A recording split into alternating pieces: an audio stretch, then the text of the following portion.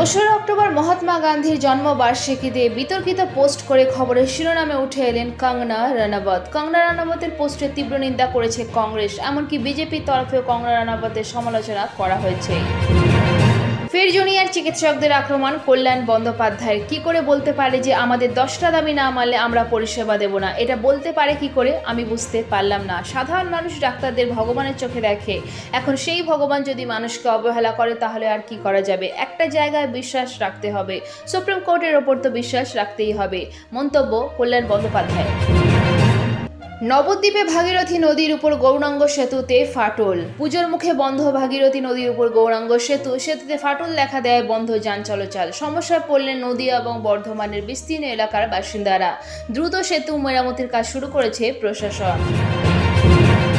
দুয়ারে উপহার কর্মসূচির আয়োজন ডায়মন্ড হারবার লোকসভা কেন্দ্রে। পুজোর আগে দুয়ারে উপহার কর্মসূচির আয়োজন ডায়মন্ড হারবার লোকসভা কেন্দ্রে। সাংসদ অভিষেক বন্দ্যোপাধ্যায় বাড়ি বাড়ি গিয়ে উপহার পৌঁছে দিলেন ওই লোকসভা কেন্দ্রের বিভিন্ন বুথের দায়িত্বে থাকা তৃণমূল নেতা কর্মীরা। ট্রাম না তোলা নিয়ে হাইকোর্টের শুনানির দিকে তাকিয়ে প্রতিবাদীরা। কলকাতা থেকে ট্রাম তুলে দেওয়ার রাজ্যের সিদ্ধান্ত সামনে আসায় প্রতিবাদে সরব নাগরিক সমাজ।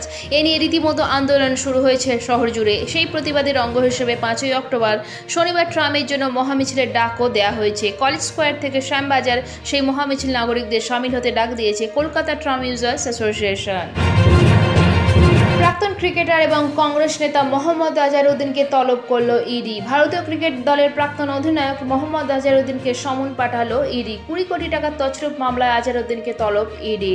নিজের বিরুদ্ধে সমস্ত অভিযোগ অস্বীকার করেছেন মোহাম্মদ আজহারউদ্দিন।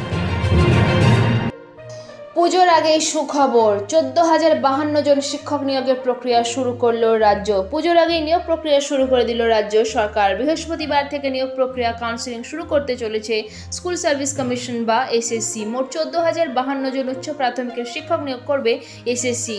ইতিমধ্যে পূর্ণাঙ্গ শূন্য পদের তালিকাও প্রকাশ করা হয়েছে এসএসসির ওয়েবসাইটে। ইসরায়েল যুদ্ধে বিশ্ববাজারে জ্বালানি তেলের দাম বাড়ল। বিশ্ববাজারে অপরিশোধিত তেলের দাম ব্যারেলে $1 বৃদ্ধি পেয়েছে। এর কারণে ভারতের বাজারেও পেট্রোল ডিজেলের দাম বাড়ার সম্ভাবনা, সূত্রের খবর। কলকাতায় দুর্গাপুজো উদ্বোধন করতে আসছেন মনু ভাকার। শ্রীভূমি স্পোর্টিং ক্লাবের দুর্গাপুজো উদ্বোধন করতে আসছেন তিনি। আপনাদের সঙ্গে দেখা হচ্ছে, আসছি 5ই অক্টোবর। কলকাতাবাসীর উদ্দেশ্যে বার্তা দিলেন অলিম্পিকে জোড়া পদক জয়ী মনু ভাকার। কলকাতায় পুজো উদ্বোধন করতে আসছেন তিনি।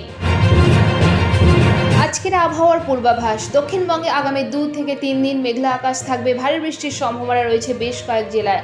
আজ এবং আগামীকাল দক্ষিণবঙ্গ জুড়ে বৃষ্টির সম্ভাবনা। কলকাতা সহ সব জেলাতেই বৃষ্টির সতর্কতা। বজ্রবিদ্যুৎ সহ হালকা মাঝারি বৃষ্টি হতে পারে কয়েক পশলা।